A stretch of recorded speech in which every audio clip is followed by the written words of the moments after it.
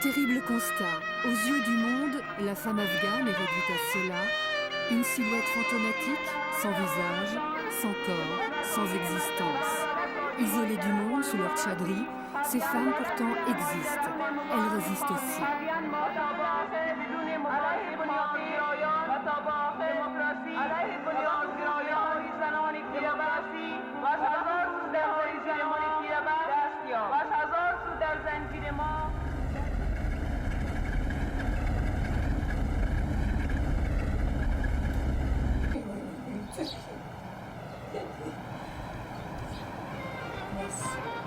Zala est une jeune maman de 27 ans, pas tout à fait comme les autres. Elle risque sa vie tous les jours et c'est pourquoi on ne verra pas son visage.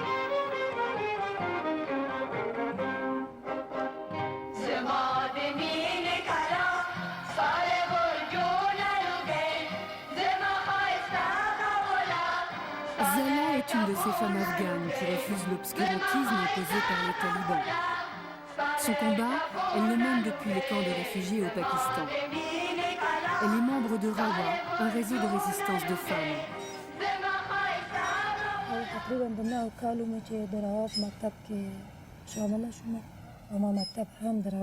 À 9 ans, j'ai commencé à fréquenter une école de Rawa. Mon frère y allait déjà et il m'y a emmené. Je me suis très vite intéressée aux idéaux de l'association. En fait, on peut dire que je fais partie de Rawa depuis l'âge de 9 ans.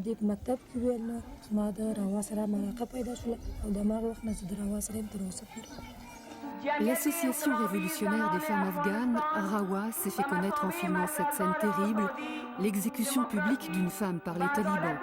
Des images tournées il y a 2 ans et qui ont fait le tour du monde depuis les attentats du 11 septembre. Pourtant, Rawa a vu le jour en 1977, créé par un groupe de femmes afghanes. Son objectif de départ, les droits de l'homme et la justice sociale. Mais depuis décembre 1979 et l'invasion soviétique, Rawa s'est tourné vers la résistance. Résistance contre l'armée rouge, puis contre les moudjahidines et aujourd'hui contre les talibans. Tous ceux qui, à leurs yeux, éloignent l'Afghanistan de la démocratie. Les manifestations comme celle-ci sont rares. Les 2000 membres de Rawa, uniquement des femmes, travaillent plutôt en profondeur, que ce soit dans les camps de réfugiés au Pakistan, en Iran ou sur leur tchadri en Afghanistan pour aider des femmes qui ont tout perdu.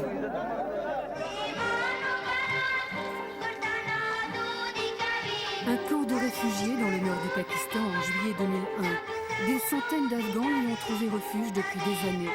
C'est ici que commence le travail de Zala. Au fond d'une salle de classe improvisée, elle supervise des cours d'infirmières. Les élèves, des femmes qui n'ont pas pu étudier en Afghanistan. Ici, ce genre de cours est toléré. Et l'éducation est une priorité pour Rawa, le seul moyen de faire prendre conscience aux femmes afghanes de leurs droits. C'est vrai que dans la société afghane, il existe une vraie injustice pour les femmes. C'est une honte pour la famille si leurs femmes sortent de chez elles pour travailler ou aller à l'école. C'est pourquoi ma famille s'opposait à mon éducation.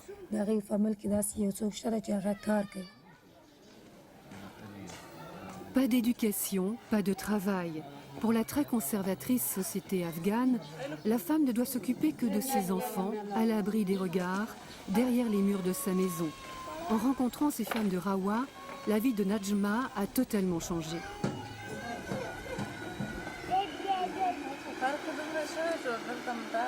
Il y a beaucoup de différences entre la vie à Jalalabad et ici. Ici, les femmes peuvent suivre des cours et grâce à ces cours, j'ai pu devenir infirmière à la clinique du camp. Maintenant que je suis éduquée, que j'ai un métier, je peux résoudre mes problèmes toute seule.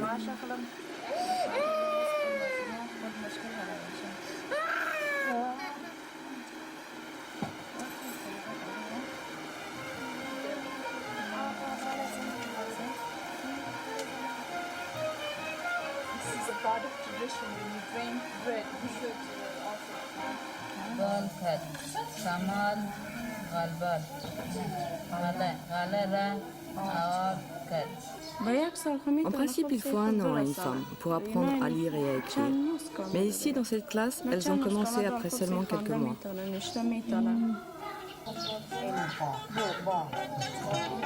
Pourtant, l'éducation de ces femmes, parfois plus toutes jeunes, n'est pas une évidence.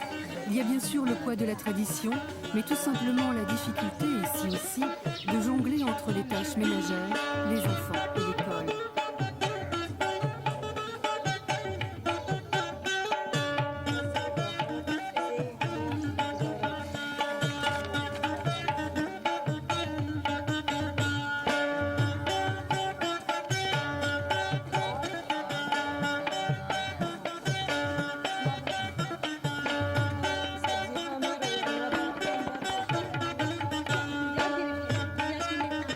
Plus jeunes, comme Neptune, suivre à nouveau des études interrompues en Afghanistan, c'est un peu prendre une revanche sur les 15 dernières années.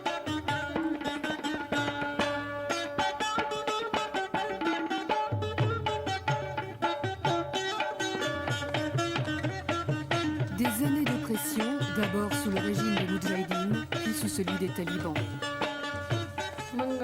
Avant l'arrivée des Moudjahidines à Kaboul, on était bien. Quand ils sont entrés à Kaboul, ils ont fermé les écoles.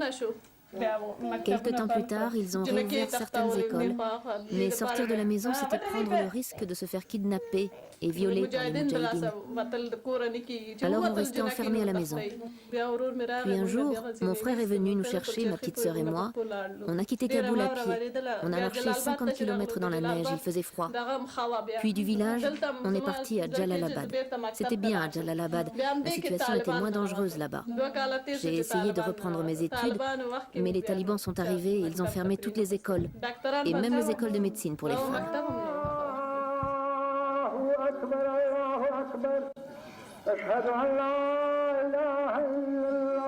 Profondément laïque, Rawa a toujours dénoncé toute forme de théocratie à l'époque de Massoud et maintenant sous les talibans.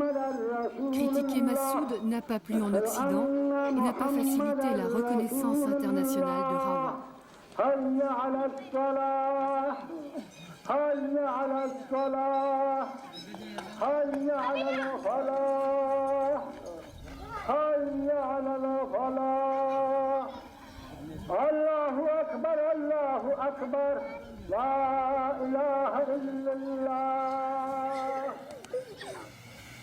Il est 10 heures du soir, Zala peut travailler.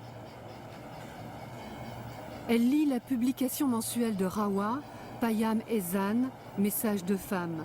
Ce support permet aux membres du réseau de s'informer sur la situation en Afghanistan.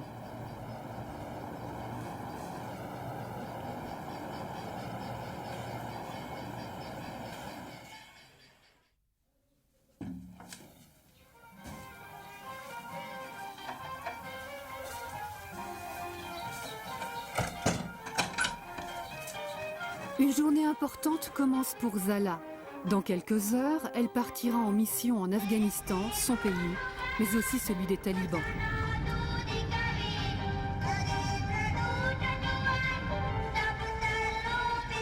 Un voyage dont elle connaît les codes, tchadri et escorte masculine obligatoire. À 1 heure de route de Peshawar, dans la passe de Khyber, la frontière de Torkham, entre le Pakistan et l'Afghanistan. La traversée ne peut se faire qu'à pied, 300 mètres de No Man's Land.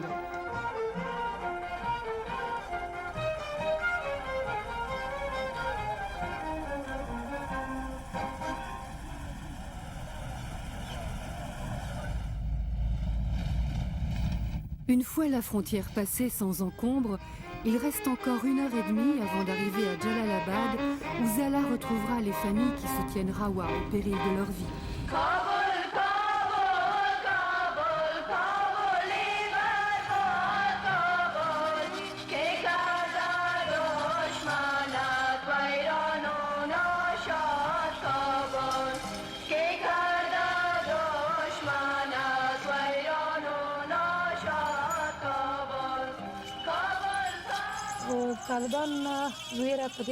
Nous n'avons pas peur des talibans. Quand j'ai commencé à travailler pour Rawa, je connaissais les dangers. Nous connaissons toutes les conséquences si nous sommes arrêtés. Nous serons ou tués par jet de pierre ou exécutés. Pour ça, je suis prête. Je serai fière de mourir pour mon peuple et pour les femmes de mon pays qui n'ont plus de droits depuis longtemps.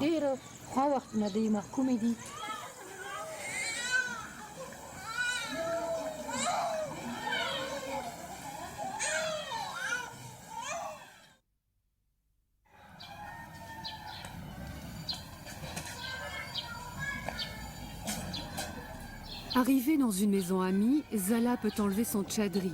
C'est le premier rendez-vous de la journée.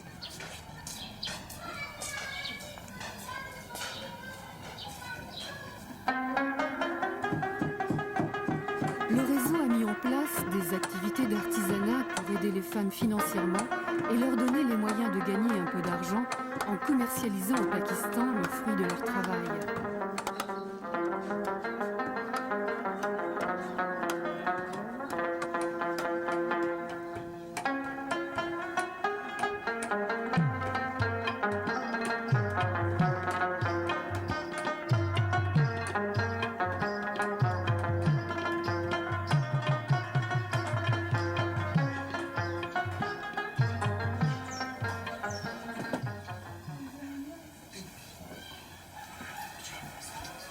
Après une visite dans un atelier de tissage, Zala est attendue par des femmes, elles, concentrées sur les travaux de broderie.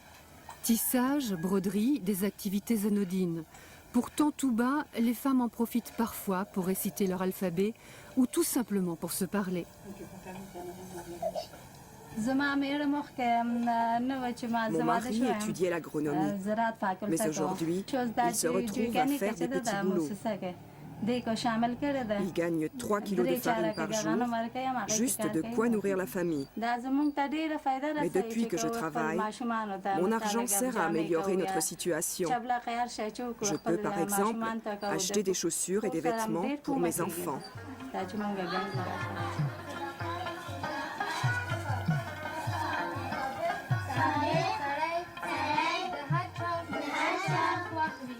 Visite suivante, une école, clandestine bien sûr. Les institutrices de Rawa, bénévoles, enseignent aux petites filles, mais aussi aux petits garçons. Pour ces enfants, garder le silence sur leur école est obligatoire.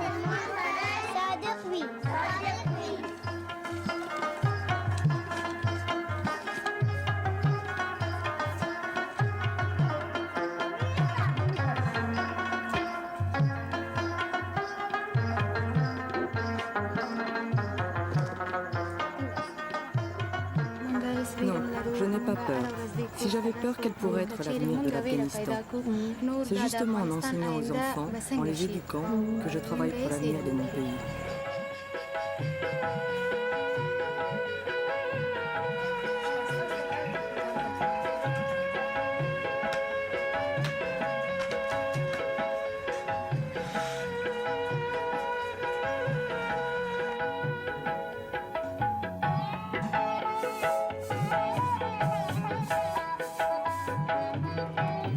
Nouvelle journée pour Zala qui ne dort jamais 2 nuits de suite dans la même maison. Le temps de lever les enfants et une chambre de cette maison se transformera bientôt en salle de cours politique, comme elles disent.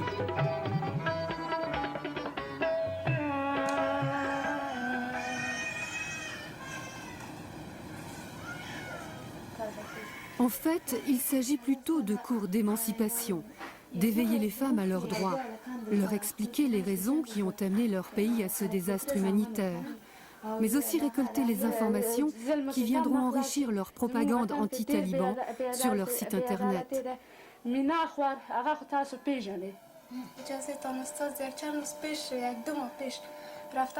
Au marché, il y a 2 mois, des talibs nous ont montré de l'argent et nous ont invités à venir avec eux. On a eu très peur et on n'a même pas fait le marché. On est rentré en courant.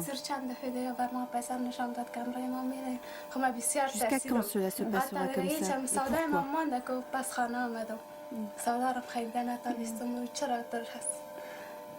pourquoi? Jusqu'à quand cela se passera comme ça? Qu'est-ce qu'on peut faire à ton avis?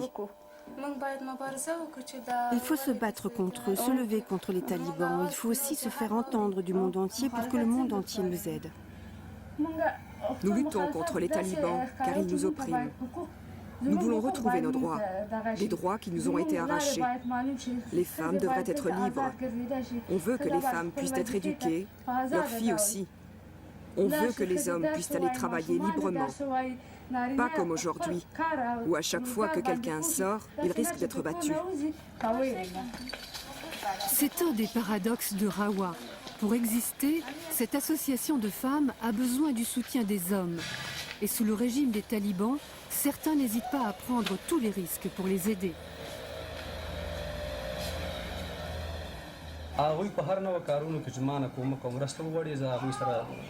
Je suis d'accord avec leur idée de défendre les droits de la femme.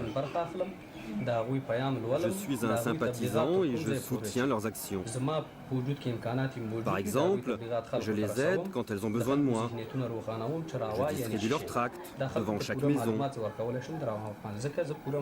Je fais cela pour les représenter, pour faire passer leurs idées et leurs messages à tout le monde.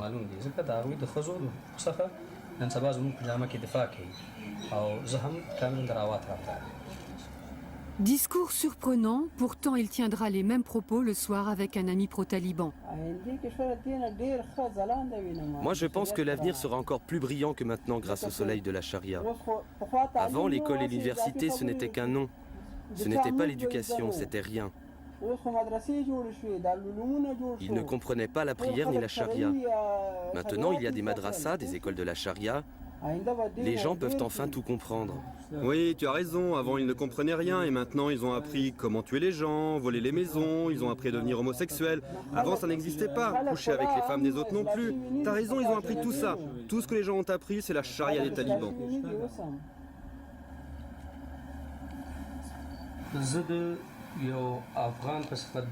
Je suis un vrai Pashtun et un vrai musulman. Les talibans n'ont que les habits de l'islam. Je suis contre leur conception de l'islam. La culture Pashtun est très importante en Afghanistan. Et les talibans n'en utilisent que le nom et en font une réinterprétation qui n'a rien à voir.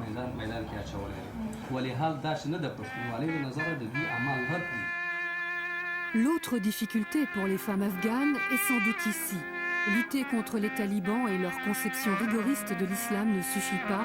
Il faut aussi s'attaquer aux traditions. Car plus qu'afghans ou musulmans, les talibans sont pashtuns. Et leur tradition impose à la femme une soumission totale à l'autorité masculine.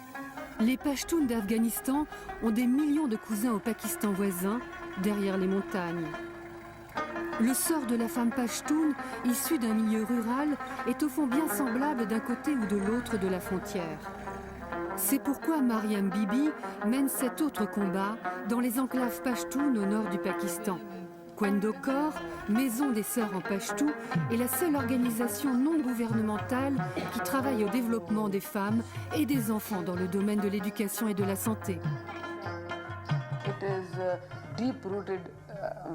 La soumission des femmes est une notion profondément ancrée dans notre société pashtoune. Il est absolument impensable qu'une femme puisse côtoyer un autre homme que son mari. Et c'est pour cela que nous devons d'abord gagner la confiance des hommes.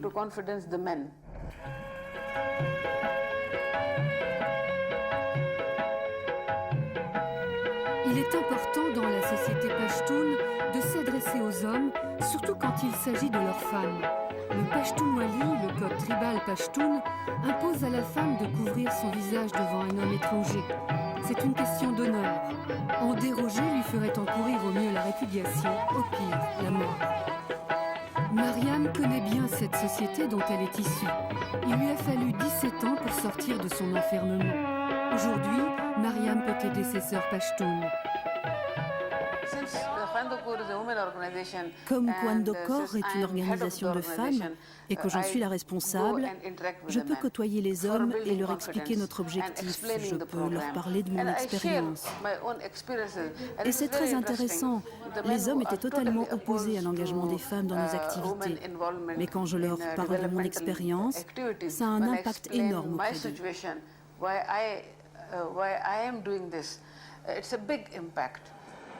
एक तालीम याफ्ता औरत हमारे माशरे को बहुत सीख पहले दे सकते हैं Une femme qui a reçu une bonne éducation peut faire beaucoup de bonnes choses pour son pays. Dans notre village, les femmes n'ont pas reçu d'éducation et restent à la maison pour les tâches ménagères. Leurs enfants ne reçoivent pas non plus d'éducation, comme leur mère. Mais s'il peut y avoir une femme éduquée dans une maison, dans une ville ou dans un village, elle peut enseigner à son tour à ses enfants et autour d'elle. La présence d'une femme éduquée est donc très très importante.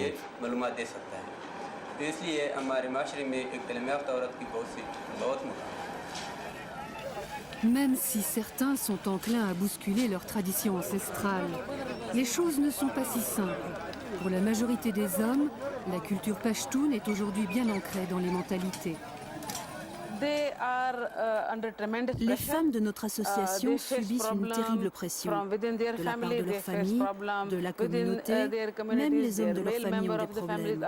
Et quand elles vont travailler, il y a toujours un doigt pointé vers elles, comme si elles étaient des prostituées.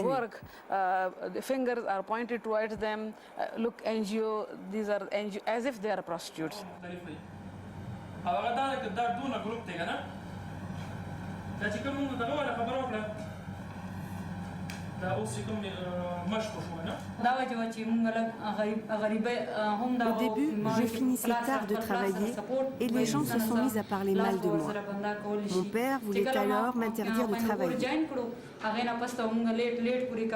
Les membres de Kwendokor sont venus et lui ont parlé, expliqué mon travail et les activités de l'organisation. Il a alors compris et accepté que je reprenne mon activité. Et puis je lui ai dit, je suis ta fille, tu peux avoir confiance en moi, c'est un bon travail et tu ne dois pas avoir peur des rumeurs.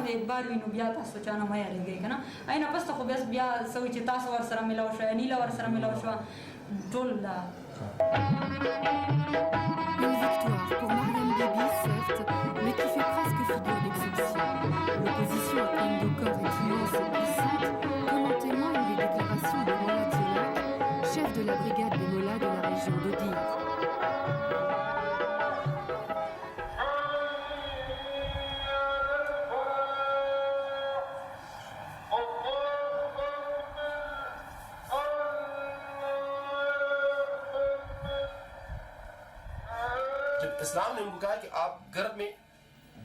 L'islam dit que nos femmes doivent rester à la maison.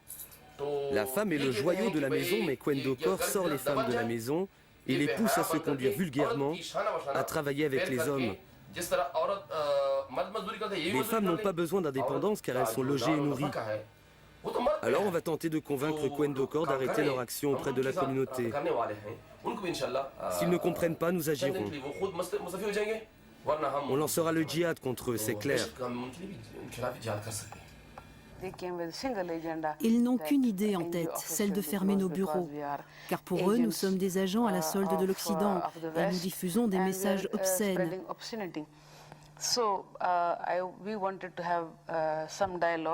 Je leur ai demandé de me définir le terme obscénité pour engager le dialogue et savoir ce que nous faisons de mal au regard de la culture pachtoune et de l'islam.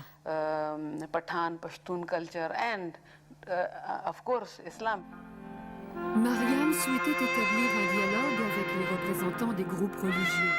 En réponse, le lendemain de la réunion, une bombe a été placée dans le jardin, à l'extérieur de leur bureau. Aucun blessé, mais le message était clair.